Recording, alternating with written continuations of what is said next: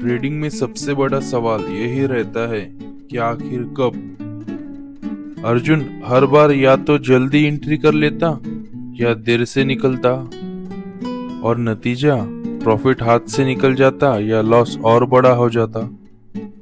Indicators तो बहुत थे पर सिग्नल साफ नहीं। अर्जुन सोचता, मार्केट का सही वक्त आखिर कैसे पहचाने। मैं सही जगह ट्रेड करता हूँ पर वक्त गलत हो जाता है। एक दिन अर्जुन ने सुना कि स्ट्रेटजी तो सबके पास होती है पर जीतता वही है जो समय को पकड़ लेता है। यह लाइन अर्जुन के दिमाग में बैठ गई।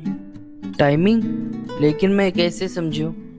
EMA यानी एक्सपोनेंशियल मूविंग एवरेज, ये प्राइस को स्मूथ करता है और हाल के प्राइस को ज्यादा इम्पोर्टेंस देता है। यानी ये तेजी से मार्केट की चाल देखता है। अच्छा, पर EMA से मैं टाइमिंग कैसे समझूं? अर्जुन ने सीखा एक सिंपल और पावरफुल रूल। जब 50 EMA 200 EMA को ऊपर से क्रॉस करे, इसका मतलब ये बाय सिग्नल है, और जब 50 EMA 200 EMA को नीचे से क्रॉस करे, इसका मतलब है सेल सिग्नल। अरे वाह, सिंपल है। जब भी फास्ट लाइन स्लो लाइन को क्रॉस करे वही मेरा वक्त होगा।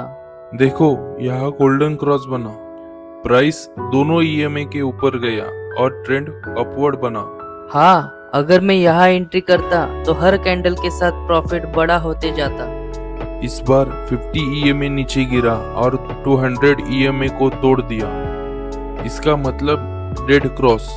प्राइस दोनों EMA के नीचे सस्टेन कर रहा था, इसीलिए ट्रेंड नीचे चला गया। हाँ, अब मुझे डायरेक्शन क्लियर समझ आ रही है। पर याद रखना, हर बार मार्केट ट्रेंडिंग नहीं होता। साइडवेज मार्केट में EMA क्रॉसओवर गलत सिग्नल देता है, इसे ही विपसॉ कहते हैं। ओह, तो मुझे फिल्टर चाहिए, वरना छोटी छोटी चोट लगती रहेगी। हाँ, क्यों नहीं। मैं तुम्हें 3 सिंपल फिल्टर्स देता हूँ। सबसे पहला, हायर टाइम फ्रेम ट्रेंड देखो।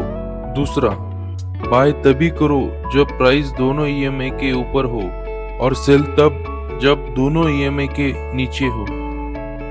और तीसरा फिल्टर है कि मार्केट स्ट्रक्चर कंफर्म करो। अगर मार्केट में हायर हाई और हायर लो बनते हो तो बाय करो, और अगर लोअर हाई और लोअर लो लगे तो सेल करो। धन्यवाद आपका।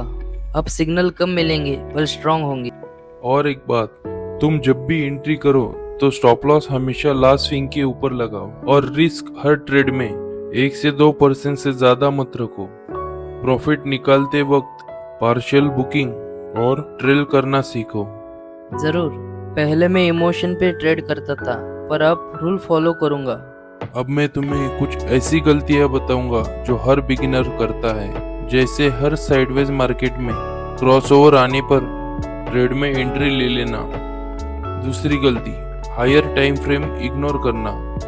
तीसरी गलती, स्टॉप लॉस के बिना ट्रेड करना। और चौथी, ओवर ऑप्टिमाइज करना। अब मैं ये गलतियां याद रखूंगा और कभी नहीं दोहराऊंगा।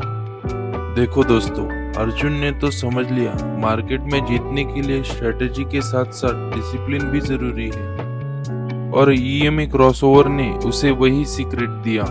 याद रखो दोस्तों, स्ट्रेटजी सबके पास होती है, लेकिन जो वक्त पे डिसीजन लेता है वही मार्केट में असली विनर बनता है। अगर आपको भी इसी तरह एनिमेशन के फॉर्म में ट्रेडिंग सीखनी है तो चैनल को सब्सक्राइब करो, वीडियो को लाइक करो और कमेंट करो।